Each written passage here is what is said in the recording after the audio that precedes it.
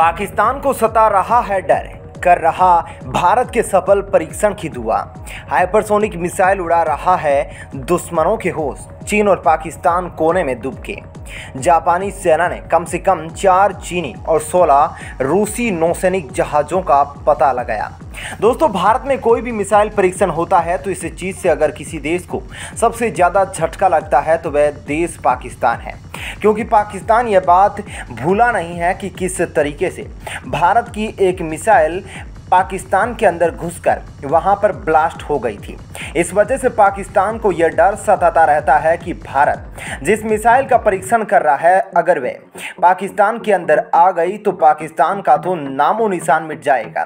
इसलिए पाकिस्तान को हमेशा यह डर सताता रहता है कि भारत का परीक्षण सही से हो जाए। पाकिस्तान अपने हाथ को उठाकर दुआ भी करता होगा कि भारत का यह परीक्षण सफलतापूर्वक हो जाए।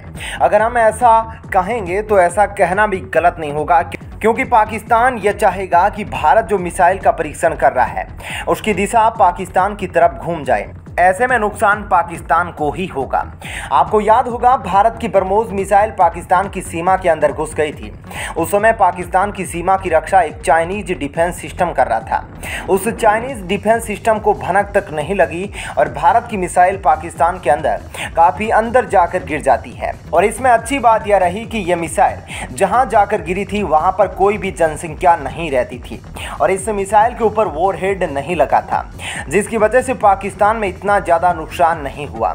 एक घर वहां पर बन रहा था जिसको हल्का फुल्का नुकसान हुआ था। इसके अलावा भारत अब जिस मिसाइल का परीक्षण करने वाला है उस मिसाइल की वजह से भारत ने पाकिस्तान के साथ साथ चीन जैसे देशों की नींद उड़ा रखी है। भारत इस समय अपनी सुपरसोनिक ब्रह्मोस मिसाइल को और भी ज़्यादा खतरनाक बनाने में जुट चुका है और भारत अपनी सुपरसोनिक ब्रह्मोस मिसाइल को हाइपरसोनिक ब्रह्मोस मिसाइल बनाने वाला है। इसको लेकर मिलता है कि ब्रह्मोस मिसाइल को दुनिया का सबसे तेज और घातक हथियार माना जाता है। दोस्तों, भारत का सच्चा मित्र इस समय भारत के साथ आ चुका है। यहाँ पर भारत और रूस मिलकर दोनों हाइपरसोनिक मिसाइलों पर काम कर रहे हैं और भारत की हाइपरसोनिक मिसाइल मेक 8 की रफ्तार से चलेगी, यानी कि 9800 किलोमीटर प्रति घंटे की रफ्तार से अपने दुश्मनों पर वार करेगी और इसकी रेंज को बढ़ाकर 1000 किलोमीटर तक कर दिया जाएगा। आपको बताते चले कि यहाँ पर हाइपरसोनिक मिसाइलों को युद्ध में हवा से, जमीन से या किसी भी फाइटर जेट किसी भी जगह से बड़ी आसानी से दागा जा सकता है। इसकी गति से आप अब तक अंदाजा लगा चुके होंगे कि चीन और पाकिस्तान के टारगेट को खत्म करने के लिए इसको सेकंड भर का भी समय नहीं लगेगा और इसकी रफ्तार इतनी ज़्यादा तेज होगी कि इसको कोई रडार पकड़ नहीं पाएगा। इसकी रफ्तार इतनी ज़्यादा होने की वजह से इसे कोई रास्ते में डिस्ट्रॉय भी नहीं कर पाएगा और रफ्तार की वजह से ही यह किसी भी रडार को बड़ी आसानी से चकमा देकर उसके देश में घुस जाएगी और वहाँ पर काफ़ी ज़्यादा तबाही मचा देगी। ब्रह्मोस एक क्रूज मिसाइल है। इसका निशाना बहुत ही सटीक होता है और यह भारत के लिए एक बहुत ही बड़ी कामयाबी है, क्योंकि भारत के पास एक ऐसी स्वदेशी मिसाइल होने वाली है जिसकी काट ना पाकिस्तान के पास है ना चीन के पास है। भारत बड़ी आसानी से दोनों ही दुश्मनों को पल भर में खाक कर सकता है। उधर यूक्रेन युद्ध के बीच रूस और उत्तर अटलांटिक संधि संगठन नाटो के बीच तनाव बढ़ता जा रहा है। रूस के विदेश मंत्रालय ने नाटो सदस्य देश लिथुआनिया से मांग की है कि वे कैलिनग्राड पर खुलेआम लगाए गए शत्रुतापूर्ण प्रतिबंधों को तत्काल हटाएं। रूस की यह चेतावनी ऐसे समय पर आई जब लिथुआनिया ने नाटो देशों से चौतरफा घिरे रूस के परमाणु सैन्य किले कैलिनग्राड को रेल के जरिए जाने वाले सामानों पर प्रतिबंध लगा दिया है। यूरोपीय संघ और नाटो देश पोलैंड तथा लिथुआनिया के बीच बसा रूस का कैलिनग्राड शहर रेल के जरिए रूस से सामान मंगाता है। यही नहीं, कैलिनग्राड के गैस की सप्लाई भी लिथुआनिया के जरिए होती है।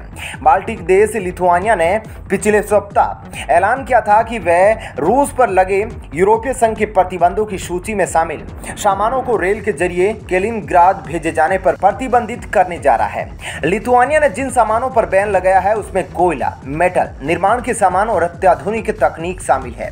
रूस के विदेश मंत्रालय ने एक बयान जारी करके कहा, अगर भविष्य में कैलिनग्राड से रूस के बीच में सामानों की आवाजाही पूरी तरह से नहीं शुरू हुई तो रूस के पास अपने राष्ट्रीय हितों की रक्षा करने का अधिकार सुरक्षित है। रूस के विदेश मंत्रालय ने लिथुआनिया के राजदूत को तलब किया और इस उकसाऊ और खुलेआम शत्रुतापूर्ण कदमों का विरोध किया। रूसी राष्ट्रपति कार्यालय ने इससे पहले सोमवार को कहा था कि लिथुआनिया का फैसला अप्रत्याशित और हर चीज का उल्लंघन है। क्रेमलिन के प्रवक्ता दिमित्री पेस्कोव ने कहा, हालात गंभीर से भी ज्यादा है और कोई भी कदम उठाने या फैसला लेने से पहले बहुत ही गहराई से विश्लेषण की जरूरत है। इस बीच लिथुआनिया के विदेश मंत्री गब्रिएलियस ने अपने देश के इस कदम का बचाव किया। उन्होंने कहा कि हमारा देश केवल यूरोपीय संघ की ओर से लगाए गए प्रतिबंधों को क्रियान्वित कर रहा है। लिथुआनिया यूरोपीय संघ का सदस्य देश है। उन्होंने कहा कि यूरोपीय आयोग से विचार के बाद ये कदम उठाया गया है। लिथुआनिया के इन प्रतिबंधों से कैलिनग्राद में रूस से होने वाला 50% आयात रुक जाएगा। कैलिनग्राद रूस का अभेद किला है जो यूरोप के बिल्कुल बीच में होने के कारण राजनीतिक रूप से बेहद अहम है। हाल ही में रूस ने कैलिनग्राद में ही परमाणु हमले का अभ्यास किया था।